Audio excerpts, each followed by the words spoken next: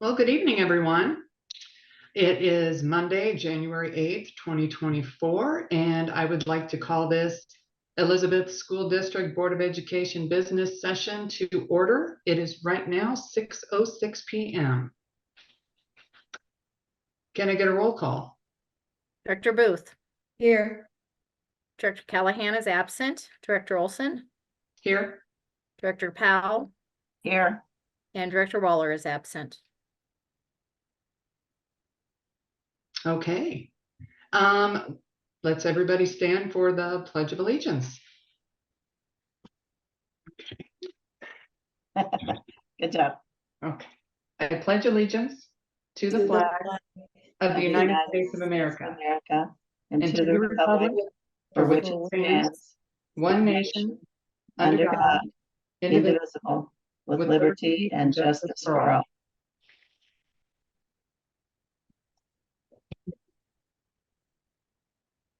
Okay, I move that we approve the agenda for the January 8th board meeting as presented. I second.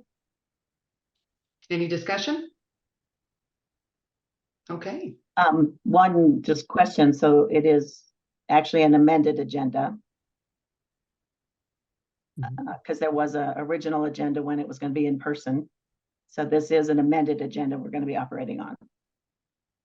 Okay, That's the one that we're approving. I'll modify my motion. So I move that we approve the amended agenda for the January 8th board meeting as presented. Second. Okay. Any further discussion? All right. Can I get a roll call? Director Booth. Aye. Director Olson. Aye. And Director Powell. Aye. Okay, next up, can I move that we approve the minutes of the December 11th, 2023 board meeting as presented. Second. Any discussion? Okay. Can I get a roll call? Director Booth. Aye. And Director Olson, were you absent at that one? Yes, I was, so I'm going to recuse myself. Okay, Director Powell. Aye. Okay. Board minutes from December 11th have been approved as presented. So tonight, under our communications, we did originally have Running Creek Elementary School scheduled to be our showcase, but we are postponing that due to the weather. So next up, we have communication item 6.2, which is school board recognition. Yes, and I'll take that if I can. So I do want to recognize that January is School Board Appreciation Month, and I'd love to just take a moment to read the proclamation from our governor. Whereas the education of our children is vital to the future of Colorado, and whereas a solid education establishes the foundation upon which society builds achievement and advancement, and which also gives fulfillment to students' dreams and expectations.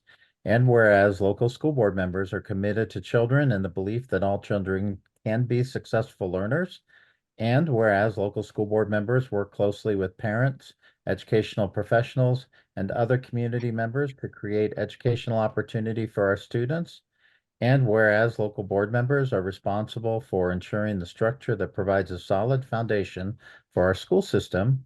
And whereas local school board members are strong advocates for public education and are responsible for communicating the needs of the school district to the public and the public's expectations to the district. And whereas school board members are extraordinary people who invest many hours of volunteer work to tackle the enormous job of governing our school districts, and whose actions and decisions help impact the present and future lives of young Coloradoans. And whereas the dedication of school board members across the state should be recognized and commended, therefore I, Jared Polis, Governor of the state of Colorado, do hereby proclaim the month of January 2024 as School Board Recognition Month. So we wanted to thank you all, and certainly we'll pass that on to John and Mike, who are unable to be with us tonight.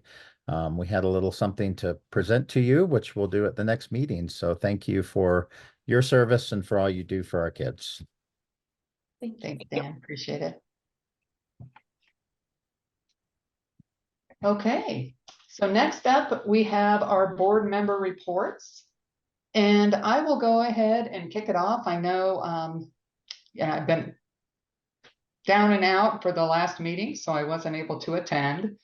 But one thing I would like is I would like to thank all of the board members. I know we have 3 of you here, but I'll extend my thanks later to John and Mike for making the time to fit in a board retreat on December 27th. I know it was kind of short notice, but it was nice to be able to exchange thoughts and ideas with my board member colleagues regarding the school district.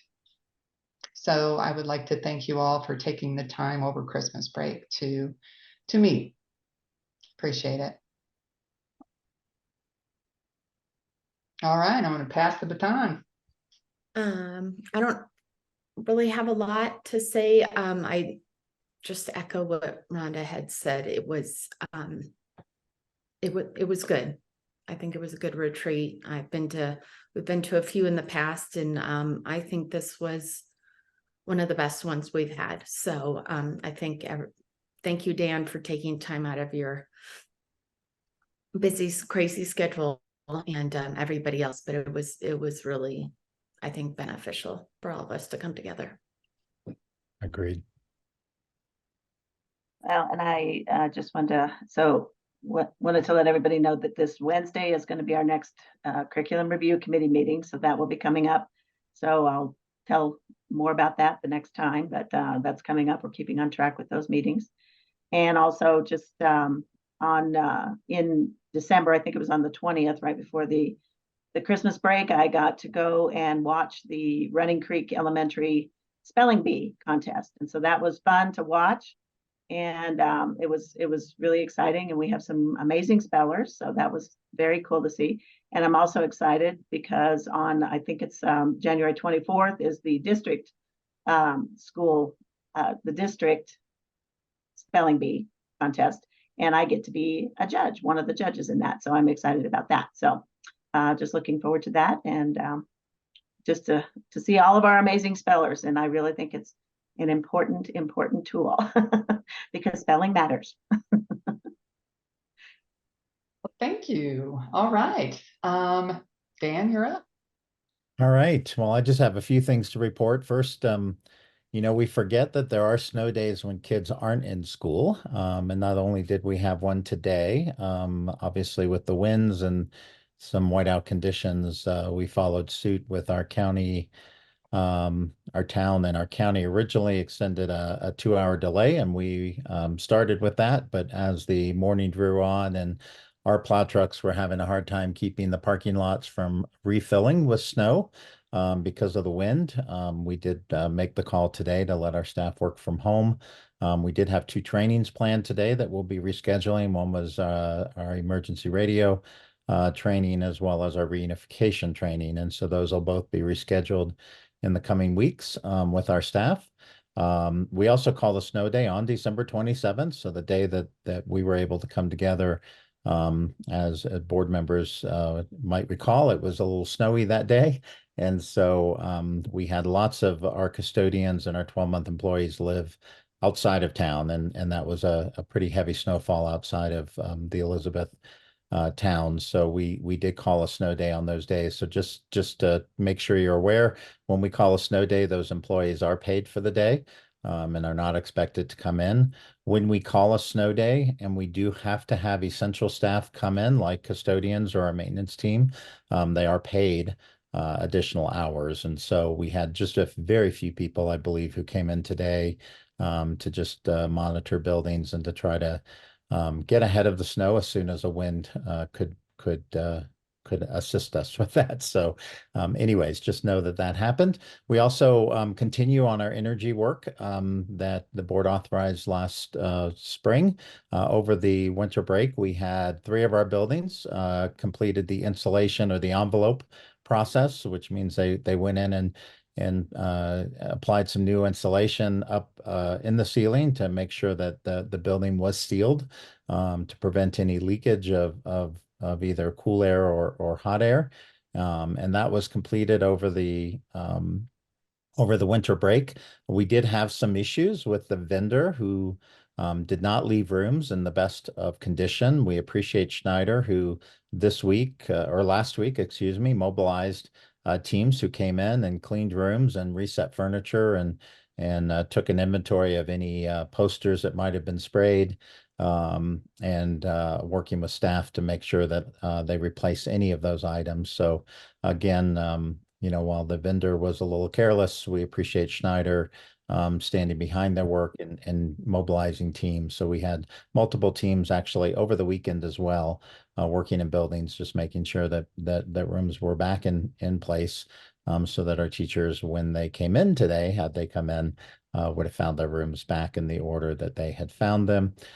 Just also the other piece of the project that is almost completed is the lighting. We've been working on the outside lighting.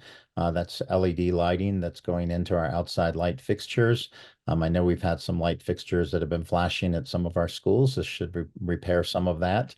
And certainly the last piece is our auditoriums, both at the middle and high school. That lighting is special lighting because of the ability to dim it, and that's work that's still underway. So we're excited that we're on track to complete that energy project by the summer. Next step is our mechanical, which will be working on the air ventilation system and allowing greater control of air ventilation in our buildings. And all of that work is actually beginning this spring. The work inside the buildings that will impact our buildings will be done either over spring break or right after school is out in the summer.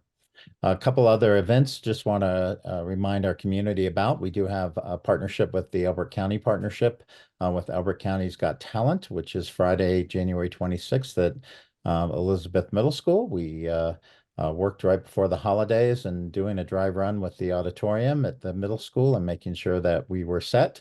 And we're excited about having that event and hosting that event at our middle school. Finally, we did post our principal posting for Singing Hills Elementary that we've had probably 60 applicants for that position.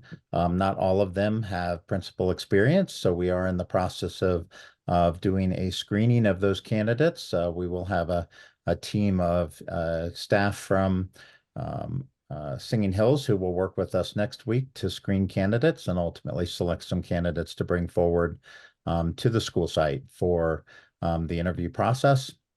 And lastly, that's for next year, although we would love that candidate, if they happen to be able to have some overlap time with our principal at Singing Hills, just so that our staff gets to know them. I felt like that was extremely helpful to me coming in March, and we're hoping that similar thing will occur with the new principal candidate at Singing Hills. And finally, I shared with the board that our Kids Club program at Singing Hills, our Kids Club director has resigned. And while originally the notice was for January 12th, that individual's decided to take off this week. We are working with staff at Singing Hills to try to cover that program for this week so that we didn't provide short notice to families. We are hopeful that we'll be able to fully staff that program. We have an equal number of applicants for the director position, and those interviews are underway. Regina interviewed a couple of candidates last week, and we'll be interviewing some candidates this week as well. We're hopeful by the end of the week we'll have a new director who will start in that program also next Tuesday after the holiday weekend. We are also interviewing staff to staff that program. We've had lots of school staff who have been very dedicated and worked beyond their regular hours and worked after school in the Kids Club program. And so we are trying to fill those positions with individuals who might be looking for part-time work in the Singing Hills community. So we'll certainly keep the board and our community posted on that progress as we work to fill that program. So I believe that's all the updates that I have. Okay, thanks, Dan.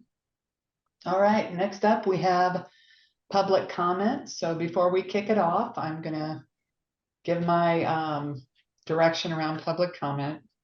So public comment provides the opportunity for any resident of the district or parent of a student in the district to present the Board of Education with brief comments or to pose questions for consideration or follow-up. Each person is asked to focus their remarks to 3 minutes. These boundaries are designed to help keep the meeting focused and in should no way limit conversations beyond the board meeting. A couple of guidelines regarding public comment. This is a formal business meeting and we require a formal, respectful discourse. And we will not entertain slander, name calling, or public defamation of any individual. And then we ask that you please focus on issues and not the individuals. Thank you. All right, Jamie. So we are going to ask anyone who has public comment, please use the raise hand feature at the bottom of the screen. We will then unmute you so that you can have your public comment. So if you'd like to comment publicly, please do raise your hand, and we will be happy to bring you forward.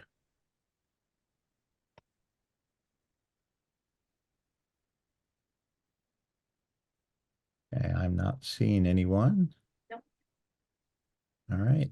Okay, so next up, we'll move on to consent agenda items.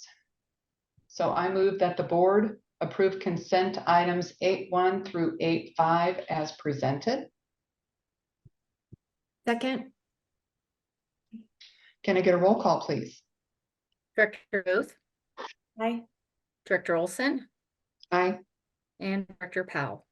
Aye. Okay. So next up, we have action items. So first up is the review and approval of the final multi-district online application for Career and College Prep Academy of Colorado. And the superintendent has been working with the Cell schools on the development of our multi-district online application to establish a Career and College Prep Academy of Colorado. And Dan is presenting it for our review and final approval. And the application, it was submitted on January 2nd, and it will go before the State Board of Education for approval, likely in the beginning of March. So I move that the board accept and approve the final application for establishment of Career and College Prep Academy of Colorado as a multi-district online school under the supervision of the Elizabeth School District. Second. Any discussion? I do appreciate the board reviewing this. It is 149 pages, as you saw. It's a pretty comprehensive application. Again, our vision for this online school is that it will function just like any school in the district. It will be under the supervision of the school district and of the Board of Education. All of the policies of the Board of Education will apply to this school. As it does any school within our district. The principal will be local, and we have offered space at Frontier Center to house the program. They will allow students who have need for in-person supports to actually come to Frontier. Obviously, with it being a multi-district online school, that could be students anywhere in the state of Colorado, but still, I think they have a strong belief in the face-to-face when a student can benefit from that. So we're excited about the school. We believe it will offer another opportunity for children in the state of Colorado, and any children potentially even within our community that may be in a different online school or maybe homeschoolers who may be looking for a different option. It is really important to note that, again, this school will be open to any student in the state of Colorado. So I know there were some community members who were confused about why would we open an online school when that takes students from our school. There are multiple online schools in the state of Colorado, and so we believe that this is going to be more appealing to students who are currently in an online program than students who have chosen a bricks and mortar option. And so we're excited about this. We will work with the Colorado Department of Education through the review process and ultimately go before the State Board of Education and review the application. We have been in conversation with Travis Hargraves in Kiowa. Travis is interested in partnering with us on this. One of the benefits we do gain for our students is the ability to add the catalog, the course catalog, to our students' options as well. So for students at Elizabeth High School who may want to take a course that maybe we don't have staff to teach, but it is offered in an online format, a student could sign up as part of their schedule at Elizabeth High School and actually participate in those classes. The course catalog, as you saw through the attachments in the application, is significant. And so it's a great opportunity to really enhance our own course offerings here in Elizabeth. And that's certainly an interest of Travis as well, and Kiowa, that again, for students at Kiowa schools that might be interested in courses that they can offer, that the online catalog will become something that can enhance their own offerings as well. So I appreciate the board working with me. It was a busy holiday season to wrap up the application and get it submitted. And we certainly look forward to the review with Colorado Department of Education. Happy to answer any questions you might have. I just think it's an exciting opportunity for our students to have, all these other possibilities. It's just one of our further enhancements to what our students can access. So I think that's very exciting. And then, online schools throughout the state, especially out in rural places, I mean, they need lots of options. So I'm excited about this, and I'm looking forward to this being approved. Great. Yes, and thank you. I know it wasn't easy. Thank you for all the effort you Yeah. put into this. Yeah, that was a big application when we saw it. It was like, whoa, you were busy putting that together. Comprehensive is important, so we appreciate that. Yes. All right. Well, if there's no further discussion, let's go ahead and do a vote. Director Booth, Aye. Director Olson, Aye. and Director Powell. Aye. Okay. So the motion to approve the online application for the Career and College Prep Academy of Colorado has been approved. All right, next up, we have our mill levy certification. Normally this approval would have happened in December to raise the required local share of our school funding as designated by the School Finance Act. But because of the failure of Proposition HH and the special session, it was delayed until this board meeting, January 8th. So at this point, I move that we approve the mill levy certification as presented. Second. We do have Rebecca here to walk through the process again. Unlike most taxing districts where board members have the ability to raise or lower taxes, obviously Tabor adds a few additional steps to that process. Our job and our requirement is that for the School Finance Act to work, we must raise a local share portion by levying the necessary mills to bring in the dollars necessary, and then the state backfills with state equalization payments. So I'll let Rebecca kind of briefly provide an overview of the mill levy setting process and what you have in front of you. I just wanted to, I apologize for my voice. I'm a little under the weather, but hopefully you guys can understand me. The form that there's the resolution, which is the first sheet that you guys have in front of you, which is the actual resolution that we have to submit to the state, that summarizes everything that's on the calculation worksheet, which is the second page that you guys have.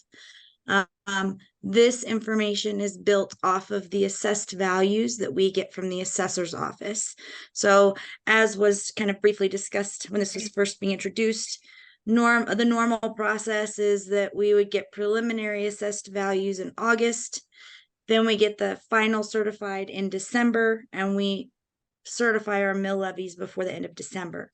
With Prop HH and everything that happened with special legislation and the changes to the amount of the assessed values, that caused everything to kind of be delayed, which pushed everything back to where we have to have this into CDE no later than the 10th this year of January. So all of these figures in the very top of this calculation worksheet come from those assessed values that we were waiting for from the county. You'll notice that there's the prior year column, which is to the left. Excuse me. And then there was what was estimated earlier in the year in August, which is the middle column.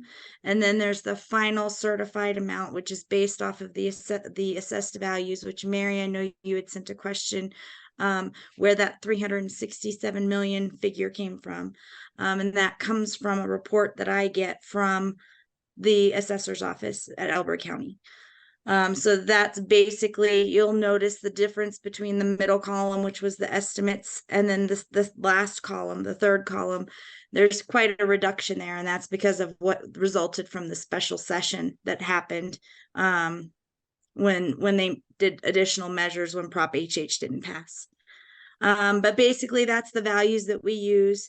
And then we, the state requires that we max out our mill levies up to 27 mills, which some school districts have to slowly get there. We have already reached that before I joined the school district. So we are flat at our 27 mills that comes no matter what, if we have a mill levy override or not.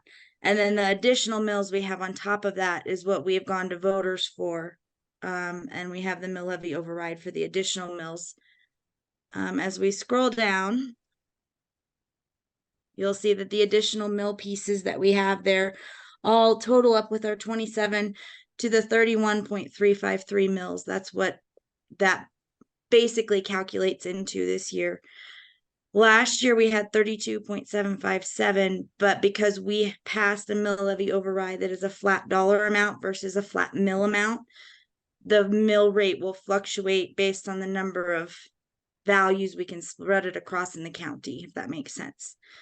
And so basically our amount that we will get for mill levies between our override and the regular mill levy is the 11,516,728.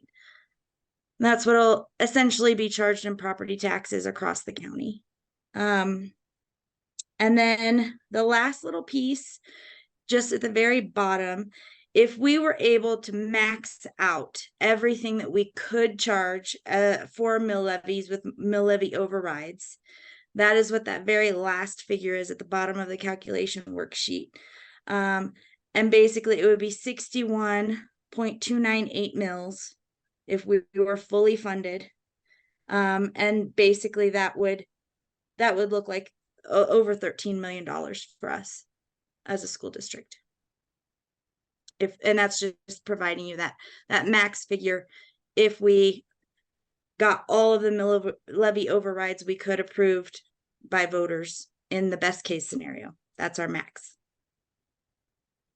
Any questions? If I could just jump in, Rebecca, real quick. So notice that the 1.59 million is the 1 mill levy that was approved by our voters, I believe, back in 2017 or 2018. You will notice that in 2018 that actually is decreased. So the amount of money that our local taxpayers, the number of mills being assessed, I should say, are lower. It doesn't mean that with the property valuation increases, that's necessarily less money being collected from voters. But it is important to note that as our community grows and as valuation increases, the number of mills necessary to collect that will decrease over time. And so it's just important that we point that out to our community as well.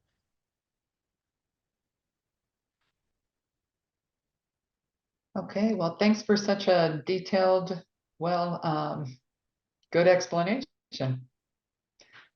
Thank you, Rebecca. And thank you for attending when you're sick. Yes. Appreciate that. I sound worse than I feel. It's all good. All right. Does anybody have any further questions or any further discussion? All right. Can I get a roll call, please? Director Booth, Aye. Director Olson, Aye. and Director Powell. Aye. Okay. Motion to approve the mill levy certification as presented has been approved. Next up, we have action item 9.3, which is policy DJE. And this is just a review of the current policy to make sure it aligns with our current practices. It's been a while since it's been reviewed, so it's coming before the board for us to re-review. So I move that the board approve the review of policy DJE bidding procedures. Second. Any discussion? I do want to point out on this particular policy, the reason the next policy is coming to you, 9.4, is because of the misalignment of these policies. The next policy, this particular policy actually outlines what's required by the board for bidding, what's required by the board to come to you to approve in advance of moving forward on it. So it has the very specific amounts, which is aligned with the state model policy that's recommended for school districts across the state of Colorado. The next policy is actually where we found fell out of alignment. So both of these policies were brought to the Financial Advisory Council in December. And they, as part of their charges from you, reviewed those policies and recommended to us that we bring these to you for review and alignment. So this particular one, we're just wanting you to be able to review and know that this outlines the specific amounts that you set for requiring additional bids be collected, and then what the amount is for things to be required to come to you for approval. So this one will just be marked as reviewed on this date. Okay. Any further questions or discussion? All right, can I get a roll call? Director Booth, Aye. Director Olson, Aye. and Director Powell. Aye. So next up, we have the first reading of revised policy DK payment procedures, and this is just what Dan was talking about just now. So it's basically, it was revised to align with current and correct practices. So can I get a motion that the board approve the first reading of the revised policy DK payment procedures? A second. Any discussion? So this particular policy had that anything that was spent that was $5,000 or more needed to come to the board. And so that's out of alignment with the policy GJE that you just reviewed. That removes that requirement from this, from the policy and aligns again with the model policy that most districts in the state have adopted. So that's a major change, is now $5,000 purchases will not come to you every month for those. Obviously, they will be in the check register that's in the financial transparency page. So all of that is, I'm sure since this policy that those laws went into effect requiring that those transactions be posted publicly anyway. So all of those are still available, not only for you, but for the general public to review. But this modifies the policy so that it's not outside of alignment, as we discussed with DJE. You answered what I was going to ask, so voila. All right. Any further discussion? I just want to clarify that this is just the first reading. It's going to Yeah. come for a second reading. Okay. Am I correct, or do you well- want to do first and final? If you are fine approving first and final, you can. It's your prerogative to either approve it now or have it come back for a second and final. So the way the motion is worded right now is first reading. So if we leave that, we will bring it back to you on the 22nd for formal adoption. I'd say we leave it at first reading.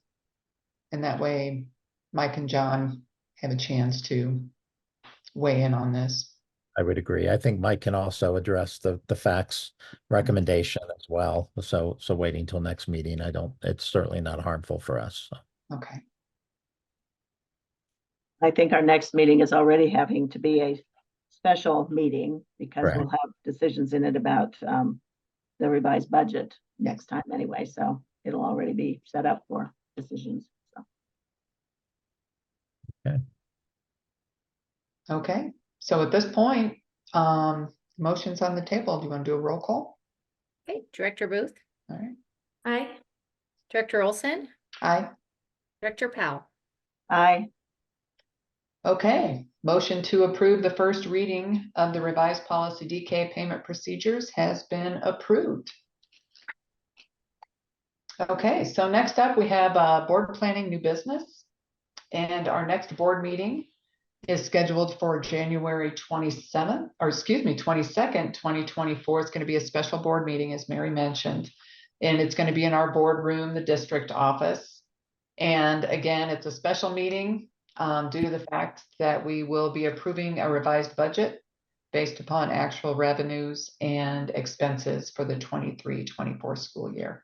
And then we'll also have this on there as well. So, Sounds good. anybody have any new business? Okay, Record time. all Wow. right. Once we finally got this thing rolling, huh? Exactly. All right. Technology, ain't it grand? Well, everybody, thank you so much for attending. I appreciate it. And it is 6:41 p.m. and I will adjourn this meeting. Thanks, everyone. Stay warm. Thank you. too.